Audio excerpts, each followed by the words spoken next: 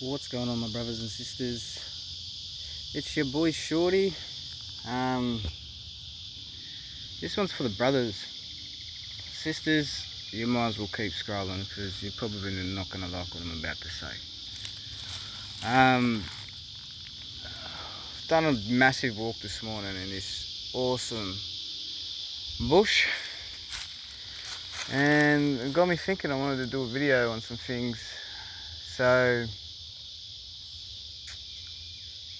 understanding how you work and understanding how men are.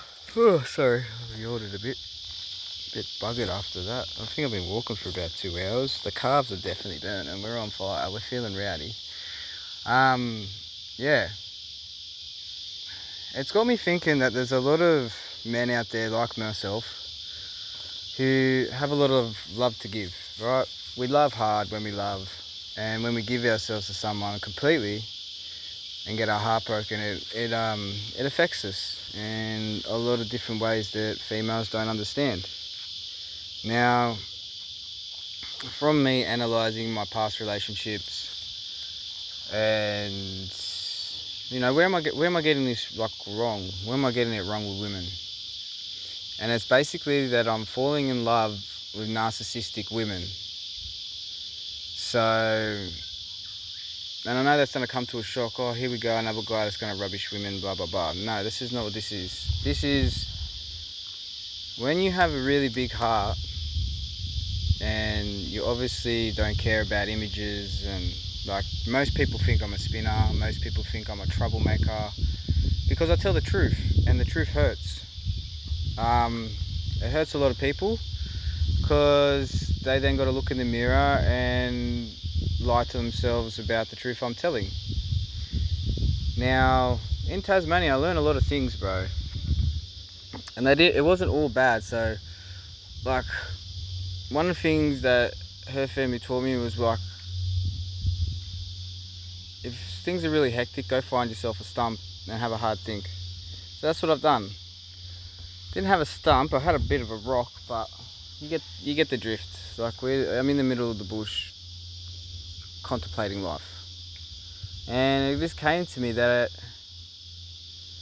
narcissistic women need to keep up an image, right? Now, through them 3 years, we both let our walls down completely. Exposed ourselves, made ourselves vulnerable, even myself. Now, I'm not going to go and expose her of the stuff she told me, but she obviously feels the need, because she knows how much of a fucking good guy I am and how big my heart is, and I would have done anything for her or the kids and her family. There's always got to be these like little smear campaigns, right? Now, they all happened. This has happened quite a couple of times to me, and it's because I go silent. But this time I'm not going silent, because silence is what's making our men out there unalive. Silence is, and I've reached out to hotlines, I've reached out to all these things, all these services, because yeah, I did try and do something a few days ago, and the type of help that's out there, I don't know, I think we need more men like myself who have life experience, who have been through the rough trots of life, and we need to be the ones that speak up. It's okay to speak up. People aren't going to like the truth. When you speak up, it doesn't mean you're a dog. A dog is somebody, if we go commit a crime together, the heat's on from the jacks, and then you dob that person in. That's not what this is. This is also how men heal, is by speaking and talking to other men. It's not for the women. Women have so many services now, and it's really empowered the nasty women out there to get away with these things.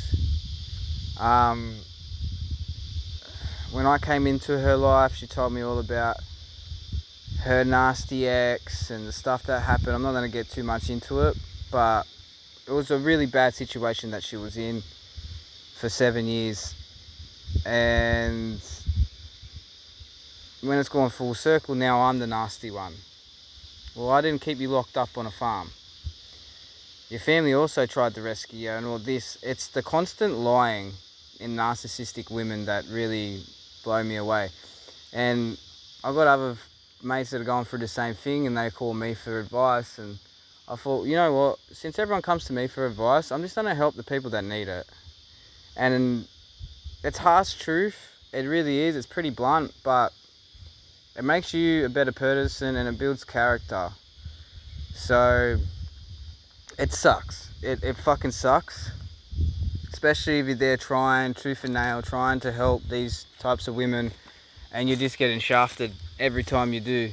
Like, that's a hard pill to swallow, especially if you have good intentions for them and you believe into the fantasy that they portray.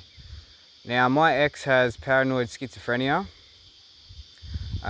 She makes up stories that she believes, and that's not her fault. That stems from her mother. From what I gathered from talking to everyone, the mother had bad relationships. She used to even tell me herself how she felt about them relationships, and it's now stemmed down to the next generation. She's doing the same thing. I think that she's still in love with the ex because of the Stockholm Syndrome stuff. I just learned all about that. Kind of makes sense. I feel sorry for them women, I really do, because then they're never gonna achieve their true self, and they're never gonna achieve true love. And when a guy that's there that does truly care and love for them, they're gonna hurt them. And I am the product of my environment when it comes to that.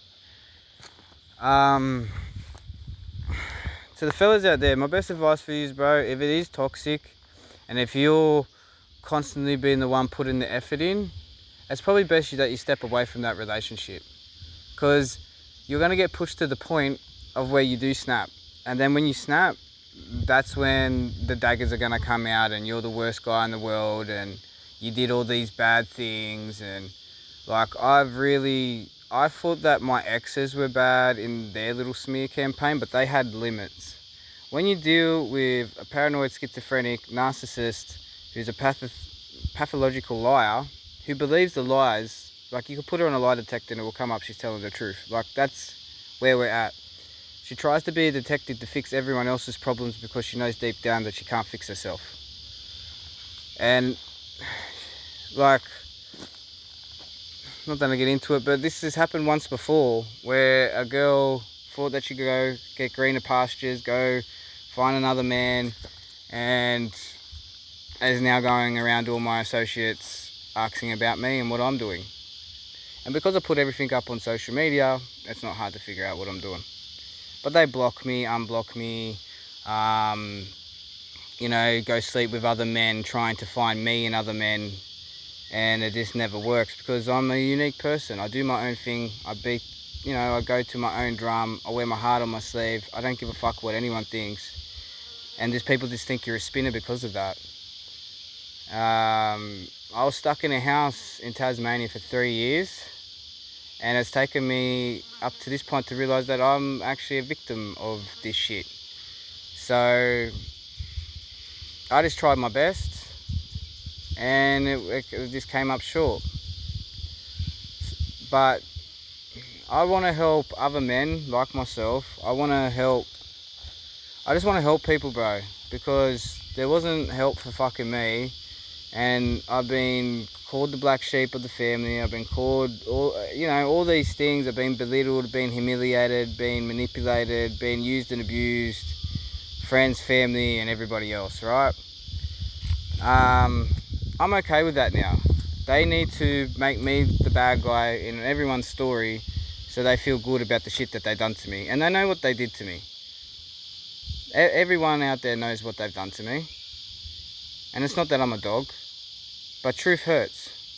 And this is how you defeat evil. It's not by evil, it's by the truth. Just speak your truth, bro. You're allowed to speak the truth. You don't deserve to be in the ground. I love you all, and I hope all my brothers out there are doing it hard right now. May God be with you.